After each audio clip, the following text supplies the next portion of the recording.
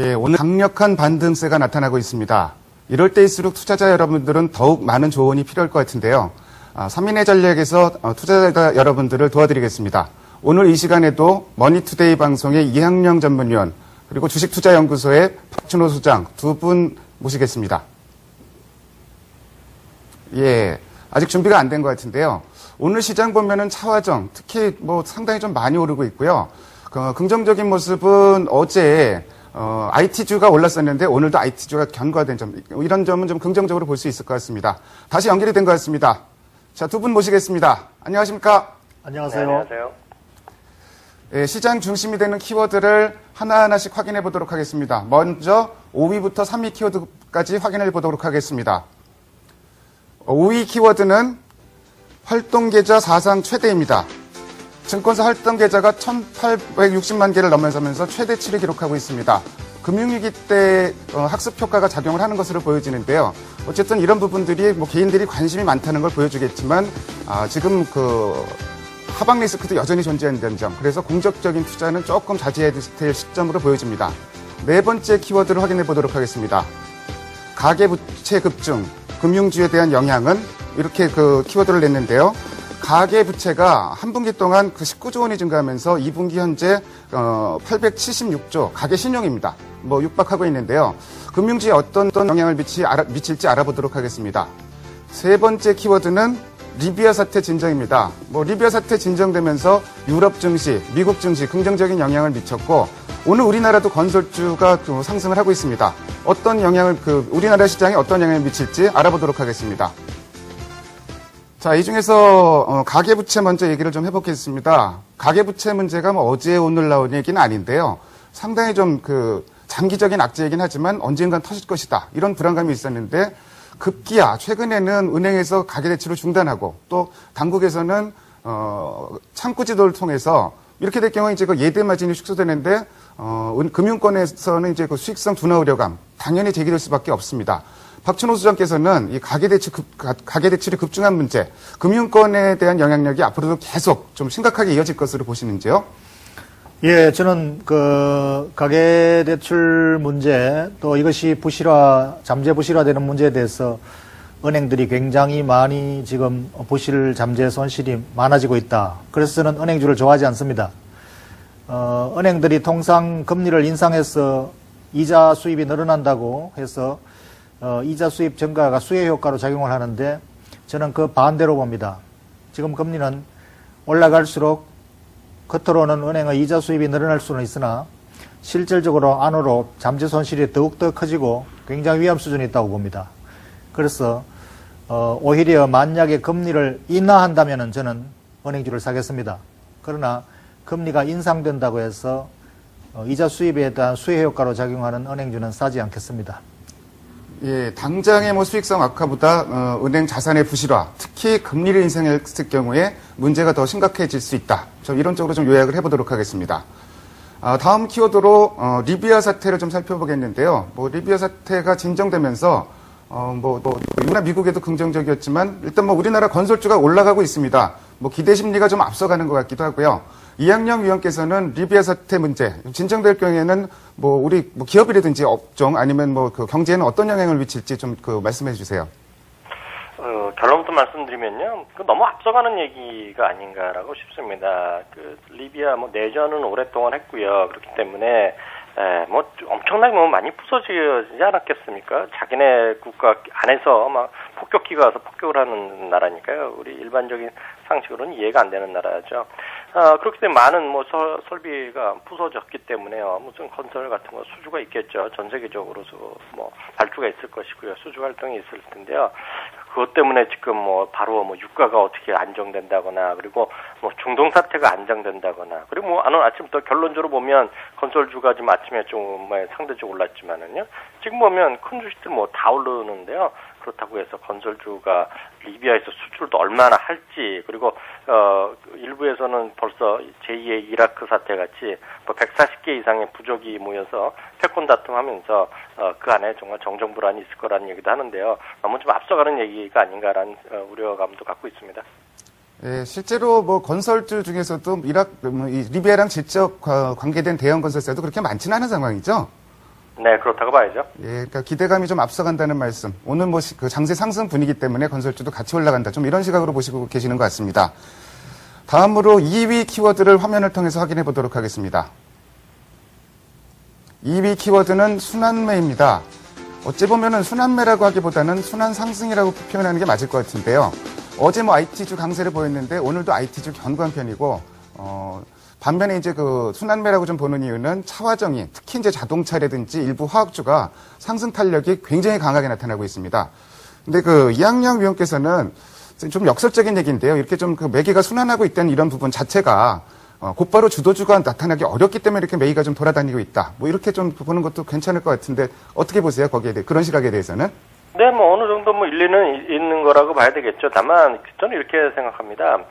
주가 워낙 급락한 상태에는 뭐 누구나 다 인정하는 바고요. 주가 급락한 이후에 반등 시기에는요, 실제로는 구분해서 올라가는 것이 아니죠. 어느 정도 일정 수준 올라가서 기술적 반등 이상으로 갔을 때는 이제 주도주가 뭐 자연스럽게 나오겠지만은요. 실제로 보면 제가 제일 약간은 어이없어하는 얘기는 요즘 낙폭과대주가 많이 올랐다 얘기하는데요. 대한민국 주식 자체가 낙폭과대 아니겠습니까? 낙폭과대 주식 아닌 것이 몇 종목 있겠죠. 어떤 테마성 주식이라는 게 그런 게 있지만요. 어떤 다 올라갔기 때문에요. 뭐 큰 의미가 있는 구분 얘기는 아니라고 보고 있고요. 어느 정도 일정 수준 제가 봤을 때는 이번에 똑같습니다. 1900에서 1950 정도는 가야지 그 다음에 주도주도 나오고 좀 더 앞서가는 것도 나오지 않겠느냐라는 생각 갖고 있습니다.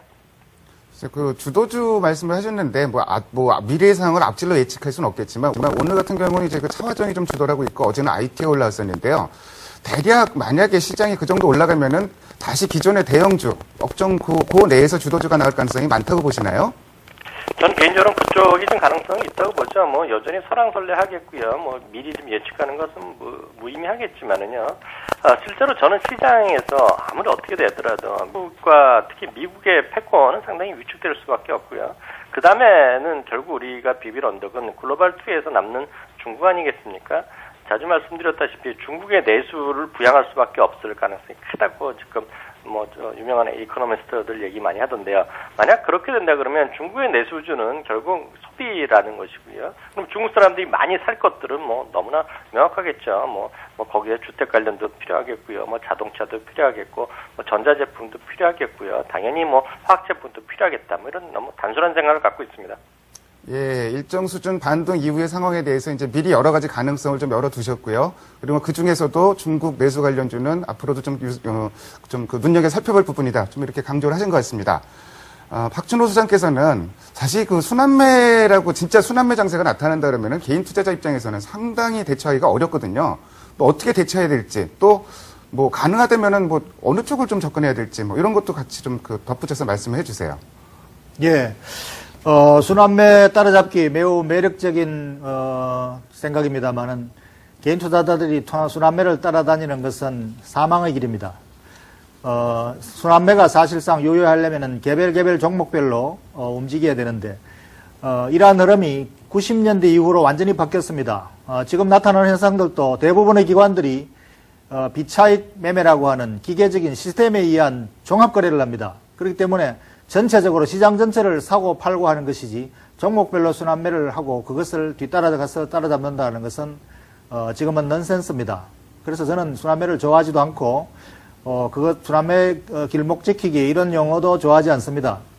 다만 투자자들이 균형된 포트폴리오, 분산된 포트폴리오를 구축하고 있으면은 자연히 순환적으로 그 시기가 종목마다 순차적으로 돌아옵니다. 그렇기 때문에 그러한 전략이 바람직하지 따라잡거나 또는 길목 지키기 이런 것들은 이미 유행이 한물 간 패턴이다. 그렇게 봅니다. 예, 많이 공감이 가는 말씀입니다. 순환매에 나타난다고 해서 미리 예단을 해서 어느 업종을 길목 지키기를 한다든지 이런 쪽이 여전히 요새 같은 장세에서는 리스크가 크다. 좀 이런 쪽으로 좀 결론을 짓겠습니다. 그럼 오늘의 1위 키워드를 화면을 통해서 확인해 보도록 하겠습니다. 오늘의 1위 키워드는 장세 안정 되찾나입니다. 사실 그 시장이 서두에도 마감 60분 서두에도 말씀드렸지만 오늘 급반등 굉장히 기분 좋습니다. 근데 하루짜리 급반등에 그치는 건 그다지 의미가 없고 어느 정도 시장이 반등의 연속성이 나타나면서 안정을 찾는 부분, 이 부분이 상당히 좀 중요할 것 같은데요. 특히나 이 안정을 찾게 되면은 심리도 많이 호전될 것으로 기대를 좀 할 수가 있을 것 같습니다. 먼저 박준호 소장께서는 뭐 지금 시장이 앞으로 좀 뭐 주말에 이제 그것도 뭐 잭슨홀 컨퍼런스도 있고요. 그렇기 때문에 그런 기대 심리가 좀 살아있기 때문에 안정을 되찾을 것이다 이런 시각도 좀 있고요. 또 특별히 오늘 반등이 조금 의미가 있을 것 같은데 오늘 반등에 대해서 또 의미가 있다면 나름대로 좀 설명을 좀 해주세요. 예, 오늘 반등이 아주 강하게 나오는데요. 첫 번째 의미는 그만큼 저가 영역에서 반등이 나올 자리라는 것이고 그만큼 저평가되어 있다는 의미이기 때문에 상당히 의미가 있다고 봅니다. 그리고 두 번째로는 이 전체적인 시장 흐름이 점차적으로 이제 프리어닝 시즌 쪽으로 다가가고 있고 그런 것들이 어느 정도 시장에 반영되고 있지 않느냐 이런 점에서는 상당히 의미가 있다고 봅니다. 그러나 오늘 반등이 내일 또 이어지고 모레도 이어진다고 생각하고 추격 매수하는 것은 바람직하지 않습니다. 시장의 변동성은 여전히 남아있고 앞으로 상당한 기간이 소요된다. 그것을 본다면은 지금 현재의 안정 조건을 봐야 됩니다. 시장은 지금 불확실성 요인 크게 세 가지로 요약하면은 유럽 은행 리스크, 그리고 또 QE3에 대한 리스크, 그리고 또 지금 더블딥에 대한 공포, 이 세 가지인데 지금 현재 유럽에 대한 은행에 대한 리스크는 아직까지 전혀 개선된 것도 없고 악화된 것도 없고 아직 여전히 불투명합니다. 그리고 더블딥에 대한 공포도 여전히 논란만 진행되고 현실은 아직까지 확인되지 않고 있고 그리고 마지막으로 QE3는 기대가 아니라 리스크입니다. 만약 QE3가 약발이 없는 QE3가 나온다면은 훨씬 더 위험한 것이죠. 그래서 이러한 것들이 진정되려면은 시간이 흘러야 되고 또 시간이 흐르면서 더 좋아질 수가 있습니다. 그것은 바로 9월 프리어닝 시즌, 3분기 프리어닝 시즌이 9월 달부터 작용하기 때문에 그때까지는 변동성 장에서는 여전히 지속된다고 생각하고 시장을 대응해야 된다. 이렇게 정리하겠습니다. 그러나 만약에 현재의 반등이 충분히 저평가된 영역이라고 해서 산다면은 그것은 나쁘지 않다. 내일 또 오른다고 생각하고 사는 것은 바람직하지 않다. 이렇게 정리하겠습니다. 예, 시장이 빨리 안정을 되찾으면 좋겠지만 세 가지 악재 여전히 해결 조짐을 보이지 않고 있기 때문에 좀 너무 성급하게 기대 심리가 앞서가는 것은 좀 위험하다. 좀 이런 말씀을 해주셨고요. 이학영 위원께서는 사실 이런 얘기가 있습니다. 그러니까 지난번에 100포인트짜리 반등이 나왔었는데요. 오늘은 거기보다는 탄력이 좀 덜한데도 오늘 반등이 조금 더 의미가 있다. 이렇게 해석하는 분들이 있고요. 그거에 따라서 이제 오늘 장을 해석하는 거에 따라서 이제 앞으로 대응 전략도 틀려질 것 같은데 같이 좀 엮어서 좀 설명을 해주세요. 네, 좋은 지적하셨는데요. 앞서 박준호 소장님께서 말씀하신 것도 제가 전적으로 동의하는데요. 전 하나가 분명히 다른 점이 있다고 생각하는데요. 무슨 얘기냐면, 우리 시청자분들 좀 예민하게 보신 분 아시겠지만은요. 지난번에 우리 100포인트짜리 반등 나왔을 때요. 지난번에 그러니까 1680포인트까지 해서 올라왔을 때는요. 연기금이라든가요. 지방자치단체, 우정사고 이런 데서 막 주식을 많이 샀거든요. 근데 오늘은 연기금 지금 이번 주 계속 쉬고 있습니다. 지난 주말부터요. 오늘 보면 투신이 적극적으로 샀다는 아주 특이하죠. 투신이라는 건 결국 돈이 들어왔기 때문에 산다는 의미가 있거든요. 그렇기 때문에 지난번보다 상승폭이 반등폭이 약간 작을지 모르지만은요. 오늘 분명히 투신이 샀다는 것은 지난번에 연기금이라든가 우정사업국가는 분위기가 좀 다르다는 건 분명히 말씀드릴 수 있습니다. 다만 앞서도 얘기하셨지만 지금 이번 주 말에 나오는 미국 시간 주말에 나오는 어떤 버넌키 의장의 어떤 연설 이런 것들에 대한 큰 기대는 하지 않는 것이 좋을 것 같고요. 어떤 주식을 예측하고 지금 매수하기에는 여전히 불안하다 봅니다. 다만 앞으로 주식 시장에서 어떤 업종이나 종목 이런 것도 궁금하실 텐데요. 아직까지는요, 종목 구분보다는요, 여전히 만약 주가가 정말 싸다 생각하신다 그러면 시가총액 상위 주식을 그냥 사시는 게 나을 거다 이런 생각을 갖고 있습니다. 예, 이학영 전 분위원께서 수급 상황을 자꾸 여러 번 강조해서 말씀하셨는데 수급 관점으로 보면은 오늘 긍정적인 면이 많다. 그리고 앞으로 시장이 안정을 되찾을 경우에는 역시 대형 우량주, 시가총액 상위 종목, 이들 종목이 가장 유망하다. 이런 쪽으로 좀 정리를 하겠습니다. 지금까지 5가지의 키워드를 통해서 시장의 상황을 살펴봤습니다. 두 분 말씀 잘 들었습니다. 네, 감사합니다.